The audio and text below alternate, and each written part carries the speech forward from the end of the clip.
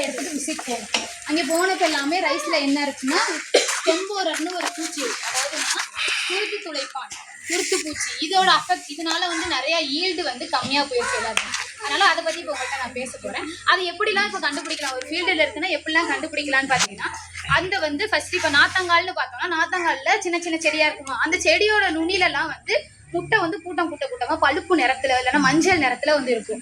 அப்படி இருக்குன்னா அது வந்து இந்த ஸ்டெம்போரர், அதாவது குருத்து பூச்சியோட இது முட்டைகள். அது இப்படி கண்டுபிடிக்கலாமா? அப்புறம் வந்து இப்போ நடவு நட்டதுக்கு அப்புறமா நீங்க கண்டுபிடிக்கிறதுனா நல்லா வளர்ந்துருக்க செடியில வந்து ஓட்டு இருக்கும். அந்த குருத்து தண்டு குருத்துல வந்து ஓட்டு இருக்கும். அந்த ஓட்டையை நீங்க திறந்து பாத்தீங்கன்னா உள்ள அந்த புழுவோட கழிவுகள், அந்த புழுவே இருக்கும். அப்படி கண்டுபிடிக்கலாம். அது மாதிரி வந்து அந்த குருத்து பகுதியை வந்து அது அட்டாக் பண்றதுனால அந்த குருத்து பகுதியே வந்து காஞ்சி போய் நல்லா பழுப்பு நிறத்துல மாறிடும். அது இதுதான் இது அந்த அந்த பூச்சியோட அட்டாக் இதுதான் அப்படின்னு நீங்க எப்படி கண்டுபிடிக்கலாம்? அதை பிடிச்சி இழுத்தீங்கன்னா தானா கையோட வந்துடும். அப்படி இழுக்கும் போது வந்துருச்சு, அந்த காஞ்சி போயிருக்கதான் இழுக்கும் போது வந்துருச்சுன்னா அது வந்து இந்த பூச்சியோட அட்டாக் தான். அதுக்கப்புறமா வந்து இப்ப கதிர் வருது. கதிர் வந்ததுக்கு அப்புறமா கதிர் வரும்போது இது எப்படி கண்டுபிடிக்கலாம்னா, அந்த வர கதிர் வந்து வெள்ளை கலர்ல இருக்கும். நார்மலா இப்ப மஞ்சள் கலர்ல அரிசி இருக்க மாதிரி இல்லாம, நெல் இருக்க மாதிரி இல்லாம வெள்ளை கலர்ல இருக்கும்.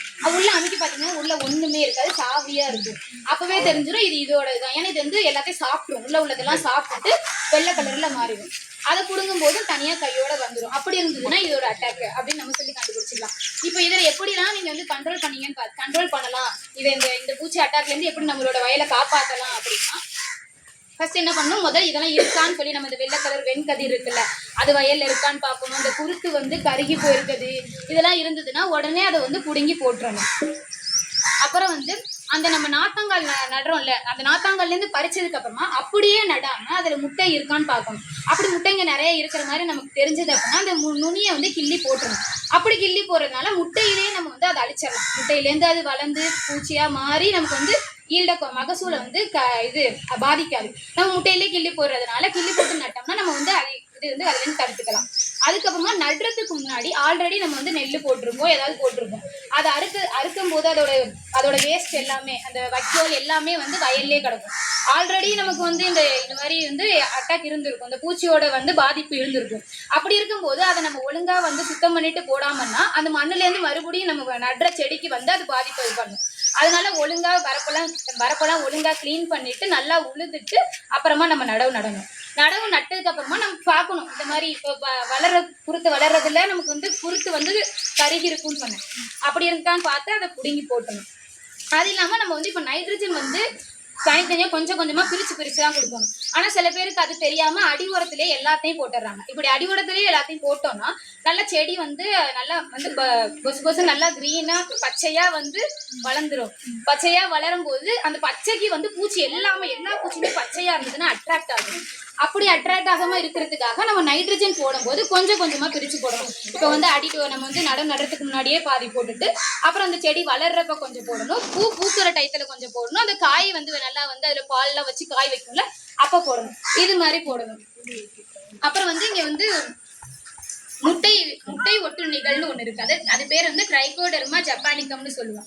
அந்த முட்டை ஒட்டுண்ணிகள் அதை வந்து நம்ம வந்து இந்த ஃபீல்டுல வந்து ரிலீஸ் பண்றது மூலியமா, கொண்டாந்து விடுறது மூலியமா அது போய் அந்த இதுல இருக்கக்கூடிய பூச்சி முட்டையெல்லாம் சாப்பிட்டு அழிச்சிடும்.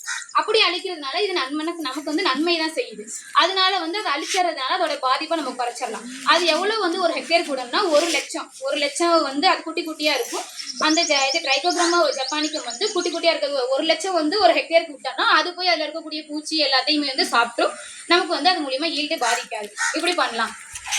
அதுக்கப்புறமா வந்து இந்த வேப்ப விதை சாறுன்னு ஒன்று ரெடி பண்ணணும். எப்படின்னா வேப்பங்கொட்டையெல்லாம் கலெக்ட் பண்ணி அதில் உள்ள அந்த வித்தை மட்டும் எடுக்கணும். வித்தை மட்டும் எடுத்து நல்லா பவுடர் பண்ணி மண்ணில் மிக்ஸ் பண்ணி மணலில் வந்து நம்ம நல்லா கலந்து வயலில் போட்டு விடலாம். இப்படியும் போடலாம். அப்படி இல்லைன்னா டிஎன்ஏயில் வந்து அது பேசிலஸ் துரிஞ்சென்சிஸ்னு ஒரு மருந்து இருக்கும், பேக்கெட்டில் இருக்கும். அது வந்து 2.5 கிலோகிராம் வந்து ஒரு ஹெக்டேருக்கு 1 லிட்டருக்கு நல்லா மிக்ஸ் பண்ணி ஸ்ப்ரே பண்ணிவிட்டோம்னாலும் இதை வந்து நம்ம வந்து கண்ட்ரோல் பண்ணலாம். இப்படிலாம் அதை கண்ட்ரோல் பண்ணலாம்.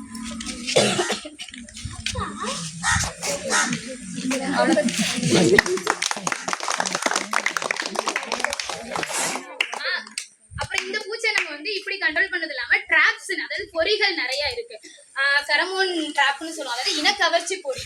அது எப்படின்னா நமக்கு வந்து இந்த பூச்சி அந்த பூச்சி சொன்னேன் ஸ்டெம்போரர் குருத்து துளைப்பான் அந்த பூச்சியோட ஃபீமேல் பெண்ல வந்து ஆணை கவரக்கூடிய ஒரு திரவம் இருக்கும் அந்த திரவத்தை நம்ம வந்து எடுத்து அந்த பொறியில வச்சிட்டோம்னா அது வந்து அங்க எங்கெல்லாம் சுத்தி இருக்கும் அந்த ஆண் பூச்சி எல்லாத்தையுமே கவர்ந்துரும் கவர்ந்து அதை வந்து கவர்ந்து அந்த இதுல மாட்டிக்குமா அப்படி மாட்டிக்கும் போது ஆண் பூச்சி இல்லாதப்ப பெண் பூச்சியால இனச்சேர்க்கை செய்ய முடியாது சோ அதனால வந்து பெருகி நம்மளால வந்து பெருகி அதிகமாகி வந்து மகசூலை வந்து பாதிக்காது அப்புறம் லைட் ட்ராப் அதாவது விளக்கு பொறி இது வந்து இனக்கவர்ச்சி பொறி வந்து 10 to 12 வந்து ஒரு ஹெக்டேருக்கு வைக்கலாம் அப்புறம் அது இல்லாம இது லைட் ட்ராப் விளக்கு பொறி அந்த விளக்கு பொறி வந்து 1 ஒரு ஹெக்டேருக்கு வைக்கிறோம் அது என்ன பண்ணணும்னா அந்த வெளிச்சத்துக்கு வந்து நார்மலாவே வெளிச்சம்னா இப்ப லைட்டு நம்ம வீட்டுல கரண்ட் இல்ல திடீர்னு லைட் எரியுது அப்படின்னா பூச்சியெல்லாம் அட்ராக்ட் ஆகும்ல அந்த மாதிரி விளக்கு பொறி வைக்கும் போது அந்த வெளிச்சத்துக்கு வந்து பூச்சியெல்லாம் வந்து அட்ராக்ட் ஆகி அது மூலியமா நம்ம வந்து கலெக்ட் பண்ணி அழிச்சிடலாம் அந்த இதுல மாட்டிக்கும் அதை நம்ம வந்து அழிச்சிருவோம் இது மூலியமா கண்ட்ரோல் பண்ணுவோம் அவ்வளவுதான்